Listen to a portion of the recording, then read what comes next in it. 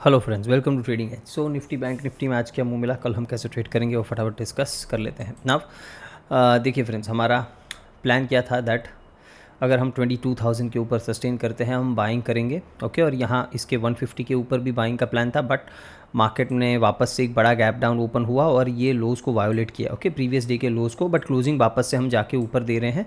तो अभी भी हमारा जो बुलिश बायस है वो सेम ही रहेगा, सिंपल है।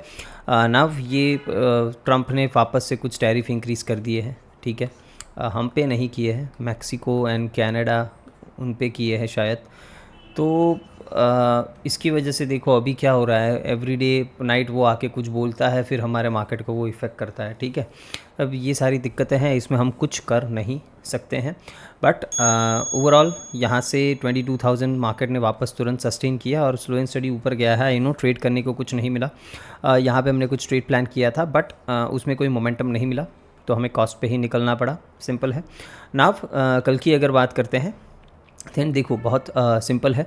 अगर गैप अप ओपन नहीं होता और मार्केट अभी यहीं पे क्लोज हो जाता है, नाउ पॉसिबिलिटी इसकी कम है because this Nifty has to go somewhere.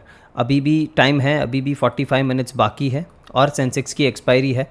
तो हाई चांसेस है कि हम यहाँ से एक ब्रेकआउट करके यहाँ ऊपर कहीं पे क्लोज हो, दैट इज़ टोटली पॉसिबल। अभी भी टाइम है, तो हो सकता है यहाँ से हम 50 to 80 पॉइंट्स का तो आराम से मूव निफ्टी कर सकता है, उससे ज़्यादा भी कर सकता है बिकॉज एक्सपायरी है सेंसेक्स की। अगर कॉल अनवाइंडिंग वहाँ पे स्टार्ट हुई तो एक बड़ा मूव अभी भी आ सकता है, हो सकता है 3 PM को आ जाए, आई डोंट नो।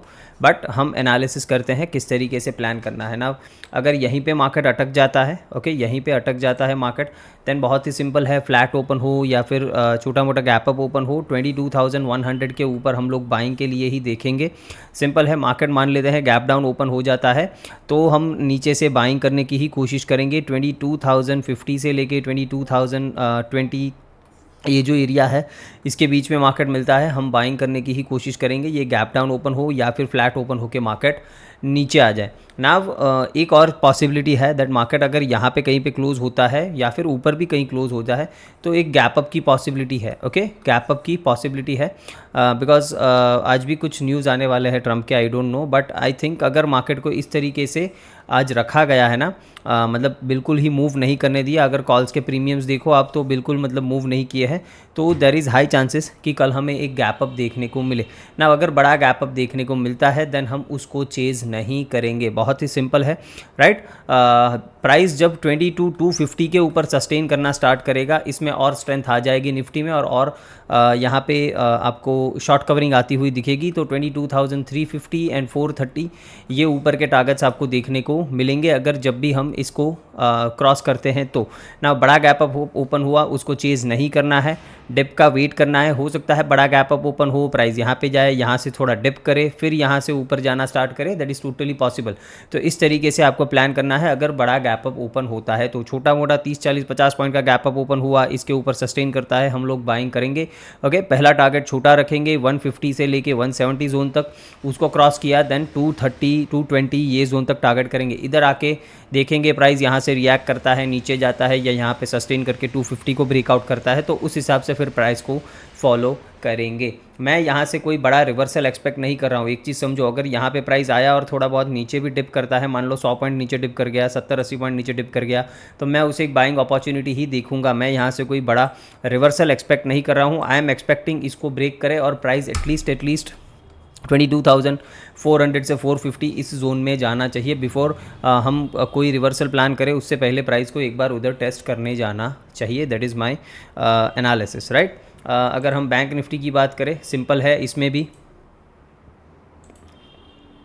48,300, 400 ये जो जोन है इसके ऊपर मिलता है गैप अप में, गैप डाउन फ्लैट ओपनिंग होकर ऊपर जाने कभी भी हम लोग बाइंग करने की कोशिश करेंगे। पहला टारगेट ये रखेंगे 48,550, ओके, इसको क्रॉस किया देन 48,800 तक हम ऊपर जा सकते हैं, सिंपल है मेरी बात।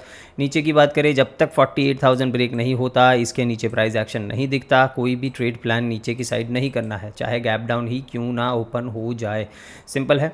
और अगर मिड कैप्स की बात करें, देखो मिड कैप में बहुत ही बढ़िया यहाँ पे हमने ये ट्रेड कैच किया था, ओके। मिड कैप में आज अगर मॉर्निंग में भी आपने देखा होगा, देन देखो एग्जैक्टली जो ब्रेकर हमने ड्रॉ किया था वहीं से एक तगड़ा रिवर्सल आया। आई नो ये बहुत ही शार्प रिवर्सल था, कोई कैच कर पाया होगा नहीं कर पाया होगा, आई डोंट नो, बट फिर यहाँ एक ब्यूटीफुल ट्रेड मिला। जो ऑर्डर ब्लॉक हमने ड्रॉ किया था ओके वहीं से एक अच्छा सा ट्रेड मिला ना। कल ही मुझे किसी ने क्वेश्चन किया था दैट सर ऑर्डर ब्लॉक है, ब्रेकर ब्लॉक है, उसे क्या हम मल्टीपल टाइम यूज़ कर सकते हैं। ओके उनका क्वेश्चन था, एक हमारे फॉलोअर है, तो क्या हम उसे मल्टीपल टाइम यूज़ कर सकते हैं ना। डेफिनेटली देखो आप यूज़ कर सकते हो मल्टीपल टाइम, बट एक चीज़ ध्यान रखनी है कि अगर वो फ्रेश है, अगर फ्रेश ऑर्डर ब्लॉक है, फ्रेश एफवीजी है, तो उस पर आप टैप पे एंट्री कर सकते हो। लाइक मार्केट ने इधर टैप किया, थोड़ा सा रिजेक्शन दिखाया यहाँ पे 1 मिनट पे, तो आप तुरंत एंट्री बना सकते हो।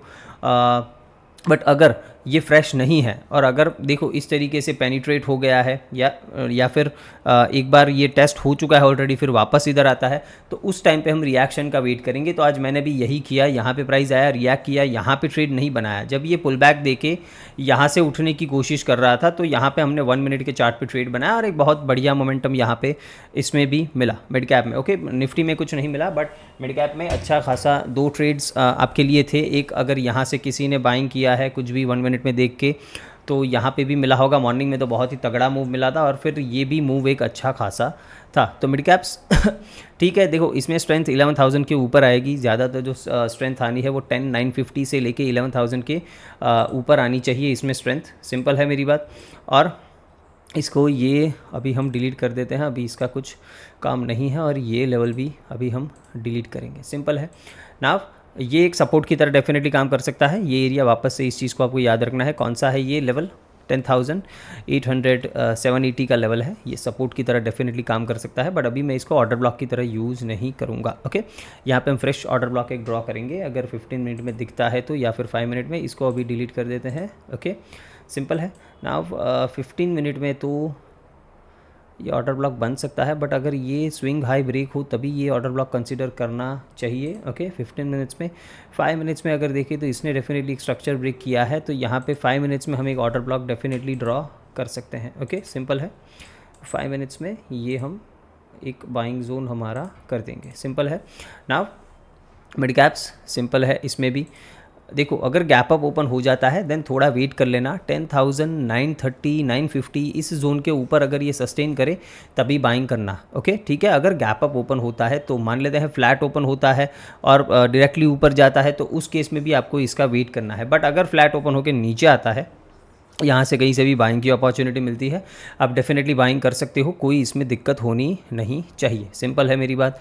अगर बड़ा गैप अप ओपन हो जाता है देन सिंपली आपको देखना है 10,950 के ऊपर ये सस्टेन होता है देन डेफिनेटली हम ट्रेड करेंगे। पहला टारगेट हो जाना चाहिए 11,050, 11,080। ओके ये आपके टारगेट्स हो जाने चाहिए, और ये अगर ब्रेक होता है देन 140 तक हम ऊपर जा सकते हैं, 11,140 तक। मिड कैप्स में भी अच्छा मूव मिल सकता है। ओके तो इस चीज़ को ध्यान रखना है। यहाँ इसके 950 के ऊपर गया देन 11,050, 20 ये सारे टारगेट्स आपको, ये एक जो बीच में ऑर्डर ब्लॉक है इसको ड्रॉ करके रख लेना सिर्फ प्रॉफिट बुकिंग के लिए। यहाँ से कोई रिवर्सल एक्सपेक्ट नहीं करूँगा अगर ये 11,000 को अच्छे से ब्रेक कर देता है तो। ठीक है, तो होप आपको ये पूरा एनालिसिस समझ में आया होगा। ओके वीडियो को लाइक शेयर एंड सब्सक्राइब जरूर करना है friends. Thank you very much.